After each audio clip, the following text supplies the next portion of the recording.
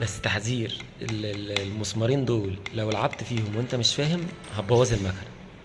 المكنه دلوقتي بتتكلم في 3 4000 جنيه حسب وقت الفيديو بقى اللي انت تتفرج عليه، ممكن توصل ل 10000 جنيه. المسمارين دول اهم مسمارين. ممكن يختلفوا من مكنه للتانيه، ممكن تلاقيهم في النص هنا، بس هتلاقيهم بشكلهم مميز وغطسين كده، وغالبا بيبقى مفك عادي. تمام. بص، هو مكتوب على المكنه طبعا، بس انت بتفتح المكنه بتلاقيها غالبا تبقى مصديه دي عشان المكنه جديده شويه فباين. المسمار ده اللي هو على الحرف اللي هو اهو، انا اهو. المسمار ده مكتوب عليه ايه؟ سبيد. اهو. المسمار ده سبيد بمعنى ايه؟ سرعه المكنه، سرعه رد المكنه.